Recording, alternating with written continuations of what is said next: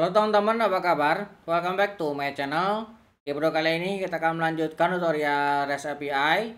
Di video sebelumnya kita sudah menambahkan validasi untuk REST API. Kali ini kita akan menambahkan email verifikasi. Untuk mulainya silakan teman-teman buka lagi terminalnya. Kita akan menduplikat project sebelumnya. Kita akan masuk ke direktori latihan kita. Oke. Kita akan mengcopy project 06 REST API menjadi project 07. Oke, kita akan masuk ke direktori 07. Ini REST API. Kemudian kita akan menginstal NodeMailer untuk pengiriman emailnya ya. Kita akan install di project 07 NodeMailernya. Oke, kita akan membukanya dengan menggunakan Visual Studio Code.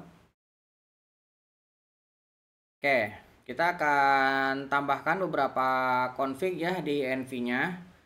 Pertama, kita akan tambahkan di sini untuk base URL-nya. Kita tambahkan base URL.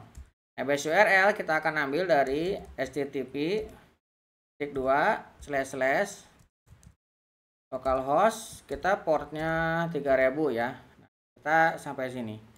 Kemudian kita akan tambahkan config untuk email ya, mail config. Nah, mail config di sini kita butuh yang namanya mail service. Nah, mail service ini kita akan gunakan Gmail. Kemudian kita definisikan juga mail user. Nah, usernya kita akan menggunakan email saya, @01015081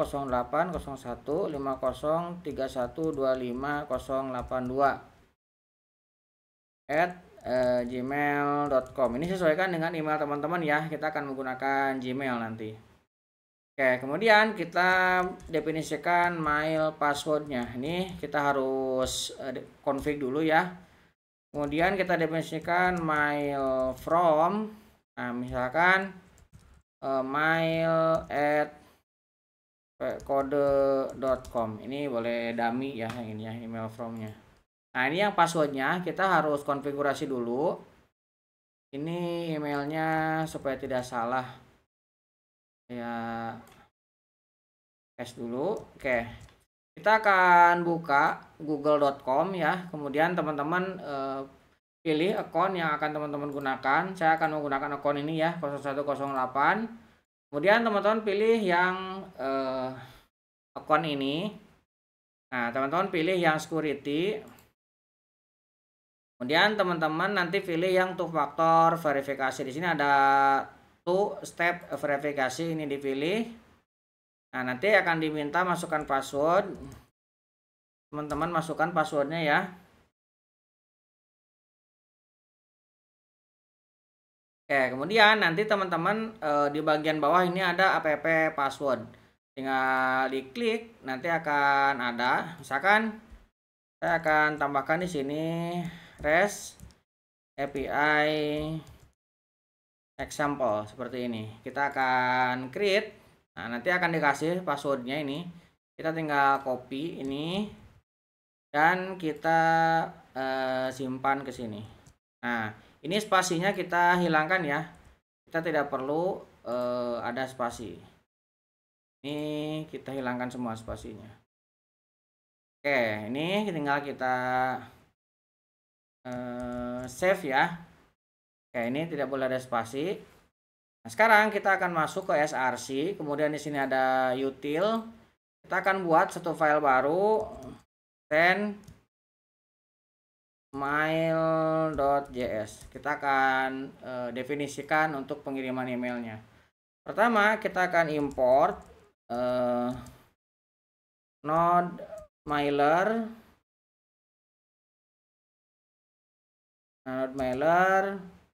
from NodeMailer. Kemudian kita akan import lagi di sini untuk .env/config. Oke, kemudian di sini kita akan buat sebuah konstanta base URL. Base URL ini kita akan ambil dari proses base URL. Ini harus sama penulisannya dengan yang ada di sini ya. Kita gunakan base URL. Oke, kemudian kita akan definisikan untuk emailnya, transporter. Nah, transporternya kita akan create transport. Ini kita akan servisnya kita akan gunakan proses .env .service. Ini juga sama. Kita harus samakan dengan yang ada di sini. Nah, ini mail service. Kemudian di sini ada user, password, ini juga sama. Kita harus samakan dengan mail user yang ada di sini. Oke. Kemudian ini juga kita harus samakan mail password dengan yang password yang di sini ya. Oke, kita bisa save. Nah, sekarang kita akan definisikan untuk create emailnya. Kita akan buat sebuah konstanta create email. Nah, create email nanti akan menerima email dan juga tokennya. Oke. Kemudian di sini kita akan returnkan. Kita akan returnkan. Oh, returnnya ini kayaknya. Nah, kita akan returnkan. Pertama, kita akan ambil from dan juga subjeknya ya. Kita akan definisikan di sini from. Nah, from ini kita akan ambil dari env ya.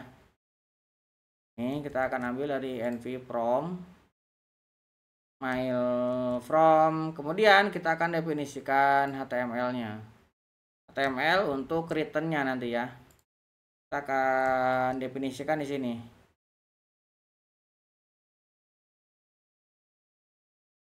Ini kurang panah satu ya. Kita akan save. Ini return-nya sudah. Nah, sekarang kita akan create untuk pengirimannya. Kita buat di sini misalkan const send mail. Kita akan gunakan di sini ada dua, nanti ada email, ada token. Kemudian kita akan returnkan nanti sebuah promise. Nah, promise ini nanti ada restop dan reject. Kemudian kita akan transporter, kita akan send mail. Kita ambil dari create mail ini ya. Kita akan ambil dari email dan token. Ketika nanti ada error, kita akan kasih error, resolve, kemudian info.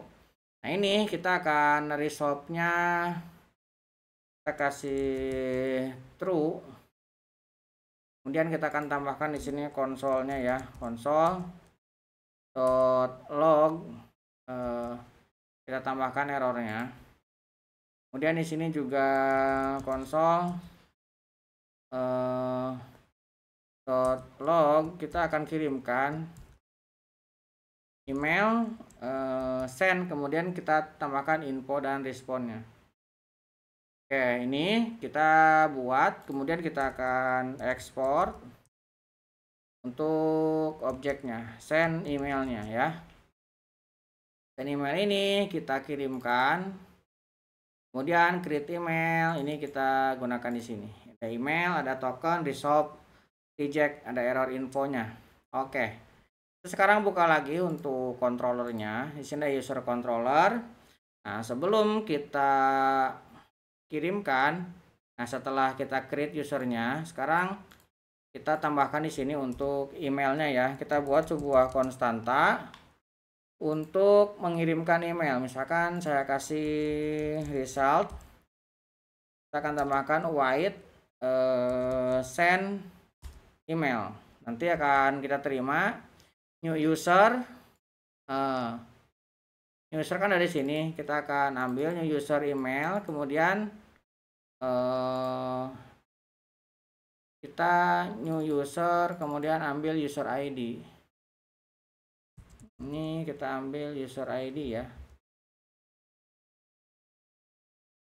Ini kita butuhnya email dan user ID. Ini user ID-nya. Ini user kembalian dari insert, kemudian user ID hasil return insertnya dari new user ini. Oke. Nah, kita akan cek. Kan tadi resultnya ini akan mengembalikan true ya. Kemudian kalau misalkan ini kita false saja. Nah, kita akan tambahkan di sini. Apa-apa ini kita rejectnya error ya. Kita tambahkan if ini tidak resultnya bukan bernilai true, maka kita akan kirimkan error 500, misalkan send email valid. Kita akan register valid. Di sini kita akan rollback, kita akan await, kita akan rollback ya untuk prosesnya.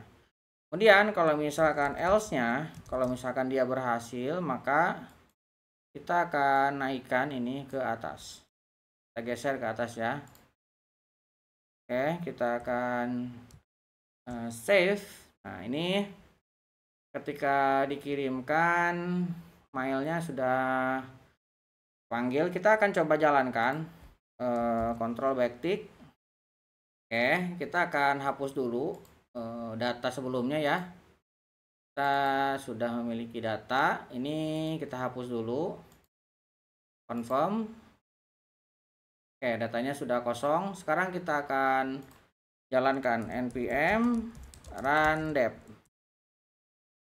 Oke, sudah jalan. Kita tinggal buka lagi Thunder kliennya.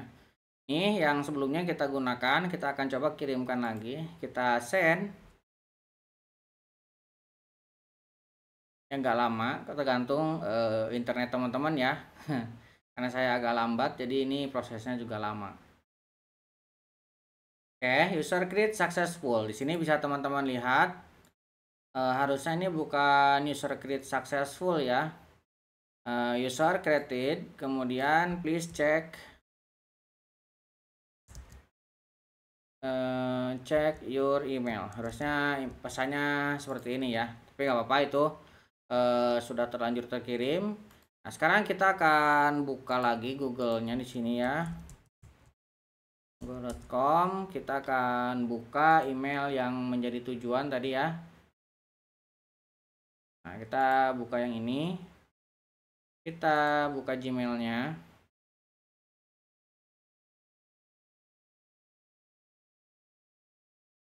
Oke, ini sudah masuk ya. Ini bisa kita lihat. Ini aktivasinya. Kita bisa klik. Nah, di sini pesannya page not found ya, karena memang belum kita buat untuk link aktivasinya.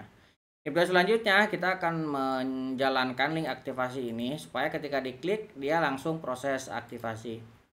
Oke, mudah-mudahan bisa membantu teman-teman. Buat teman-teman yang belum subscribe, jangan lupa subscribe dan nyalakan tombol loncengnya. Sampai ketemu di video selanjutnya.